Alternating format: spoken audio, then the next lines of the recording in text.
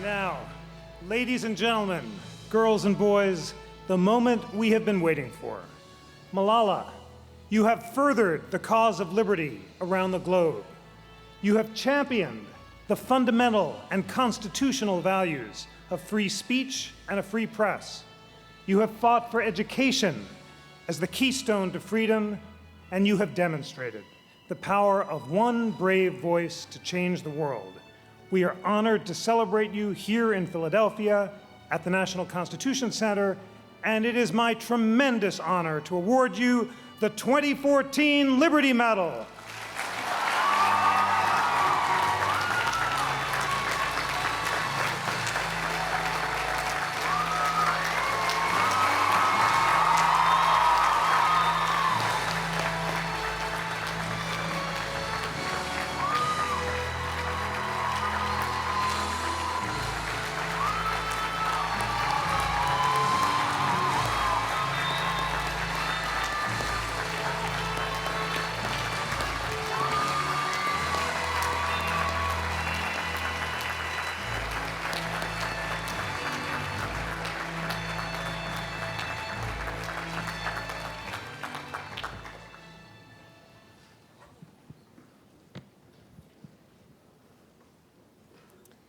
I think the podium is always taller than me, unfortunately.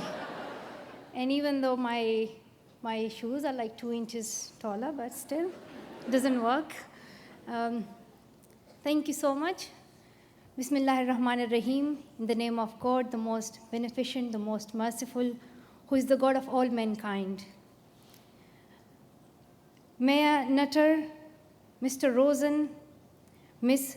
Raditz, the Honorable Ambassador of Pakistan to the UN, Mr. Masood Khan, distinguished guests, brothers and sisters, I would like to say hello, assalamu alaikum to all of you. Thank you.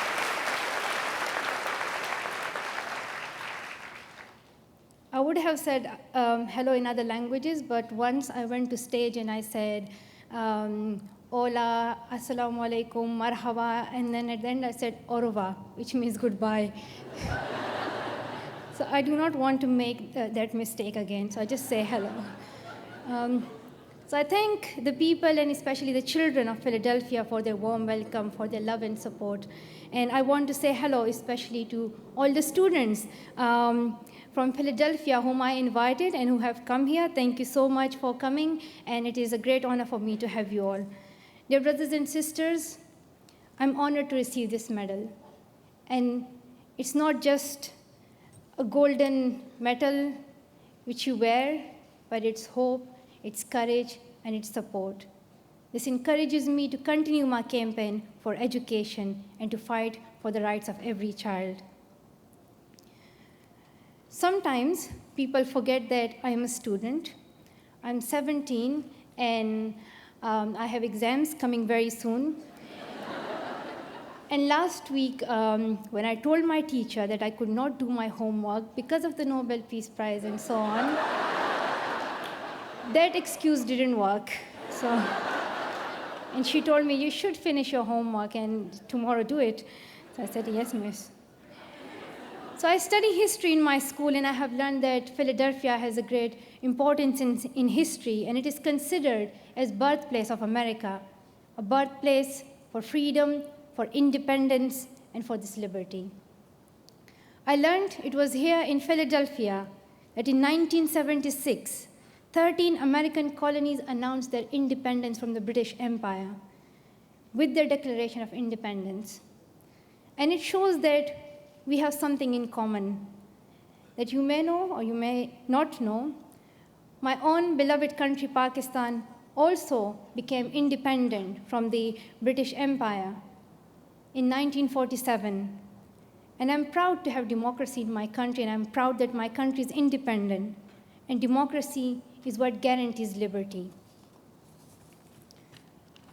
So what may feel like an old story for most Americans and for many people, for us in Pakistan, it has happened within the lives of so many people. Independence liberty is very important for us. And it does not feel like an old idea to those of us from countries like India, from Kenya, because it just happened recently in our history that we became independent. And independence not only means that you are just free, but it also means that you have some shared responsibility, and now you have to look after each other. Dear brothers and sisters, tonight I speak for those without voice. I speak for every child whose right to education has been neglected. I speak up for those girls who are persecuted. I speak up for every girl who has been robbed of her right of safe and quality education. I speak up for those 66 million girls who are deprived of the right of education, who cannot go to school, and who could not realize their God-given potential and their abilities. Some of you may know my story. I was born in Swat Valley, and I was getting quality education, and I was learning, I was going to school. But suddenly in my life, when I was about 10 or 11, I saw terrorism. I saw people who were against education. I saw the Taliban. They denied women's rights. And at that time, I decided that I will speak against the ban on girls' education, and I will speak against terrorism. That I will speak for my rights, and I will speak for peace and equality. And I decided it because I had two options. One was not to speak and wait to be killed. And the second was to speak and then be killed. And I chose the second one because I did not want to live in that situation of oppression. I did not want to live in that situation of terrorism. And some people say that, why did you choose to speak up? I just get quite surprised. I say, why should I not speak? It is our duty to speak at this situation when our people, when our country need us. And that is why I spoke, because I felt a responsibility over myself that I need to speak up for my rights and for the rights of girls in Swat Valley, for their right to go to school.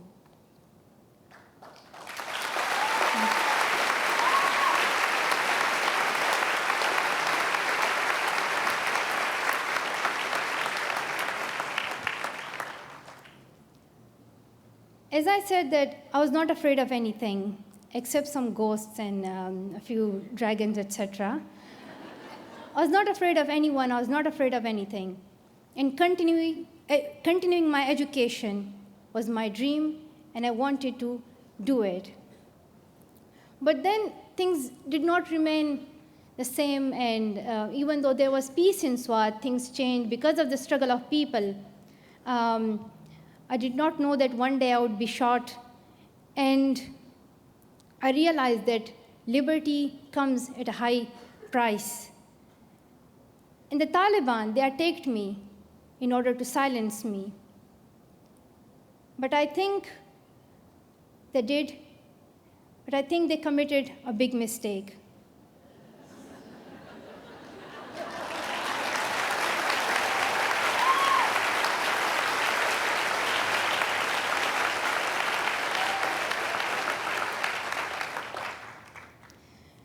They did a big mistake because nothing changed in my life.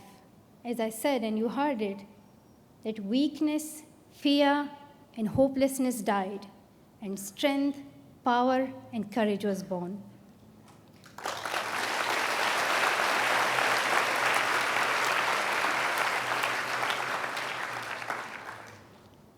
But it was actually the prayers of people that gave me this second life.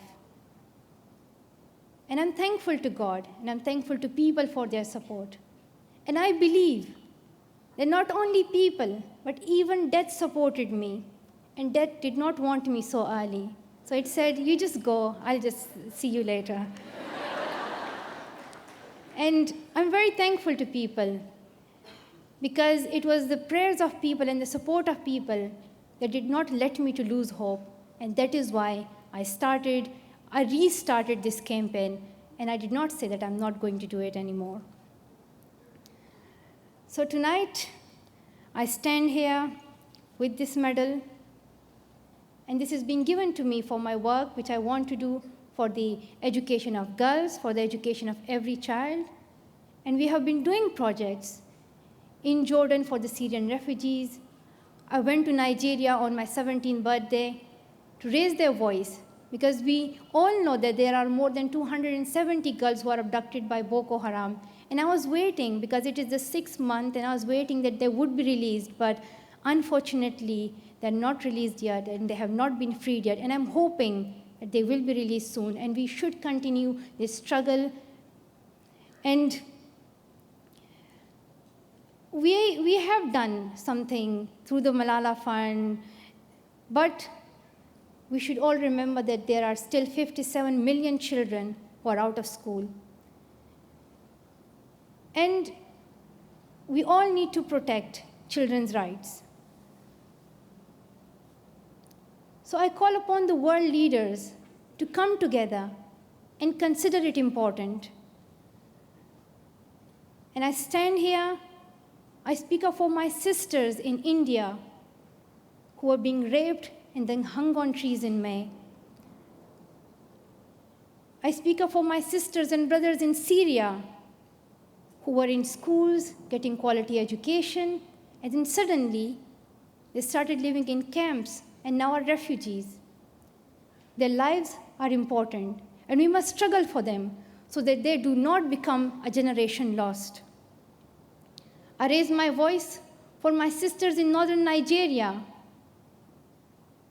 because they have this right to be free. They have this right to get education. That's why they should be freed. And in Islam, there's no objection on education. In Islam, every girl and every boy is allowed to get education. And getting education is not only each person's right, but also responsibility. So there are some groups who are misusing the name of Islam for their own personal benefits, because Islam is a religion of peace.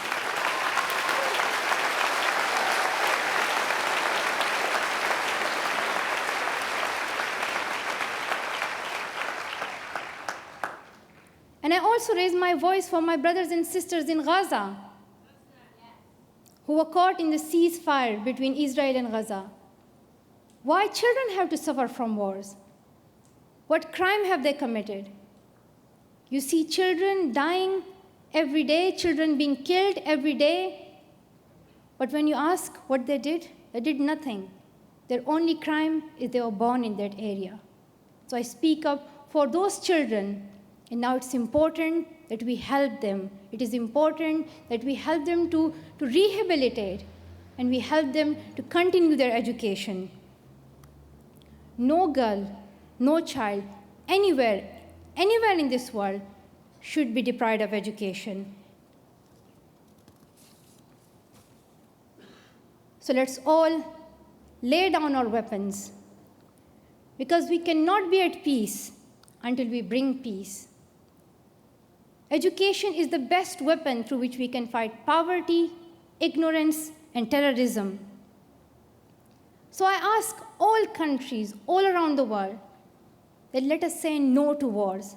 Let us say no to conflicts. Why to pick up weapons? Why to kill each other? Why not speak? Why not talk? I think these are the best solutions. So let's not pick up guns. And instead of spending this money on these wars and on these guns and weapons, why not spend this money on education?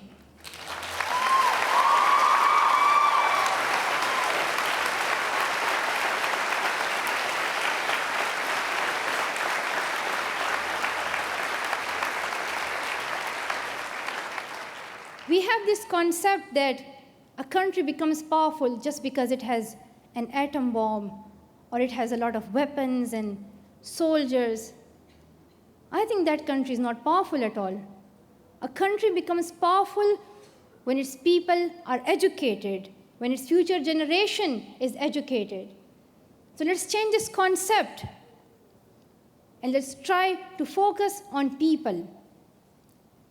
And to make a country powerful, let us not spend the money on weapons, but rather spend it on education and on the people of that country.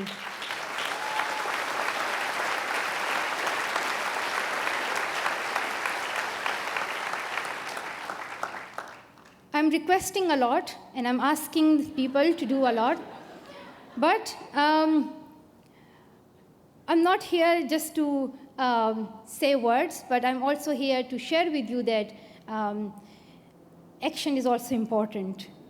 So tonight, I'm grateful to receive the Liberty Medal, and I know that there's a prize of $100,000 for this great honor.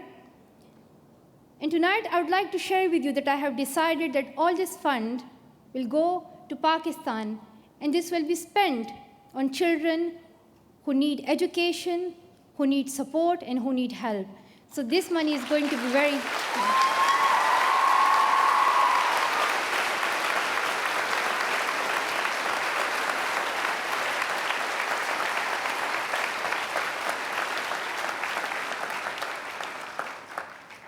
So let us stand together for this liberty, stand together for peace and education, because together we are stronger, we are more powerful. We are stronger than fear, we are stronger than oppression, we are stronger than terrorism, we are stronger than any kind of violence. We are stronger than any challenge in our life. The road to education, peace, and equality is quite long. When I was young, I was thinking that in a second I would be able to send every child to school. But as I'm having more and more experience, I'm realizing that the journey is quite long. But if we continue our hard work, we will soon achieve our goals. 100 years ago, maybe women were not expecting that one day they will have the right to vote. Maybe a few decades ago, people were not expecting that there would be no discrimination on the basis of the skin color. And now we are seeing these changes. We are seeing these as reality. We are seeing that in many countries, women are allowed to vote.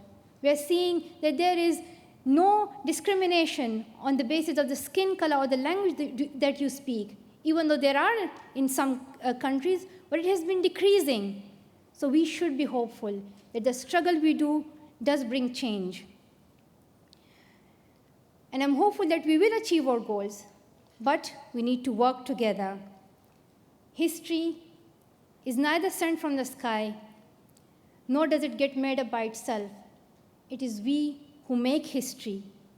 It is we who become the history. So let us make history, bring change by becoming the change. Let us not forget that one book, one pen, one child, and one teacher can change the world. Thank you so much. Thank you so much.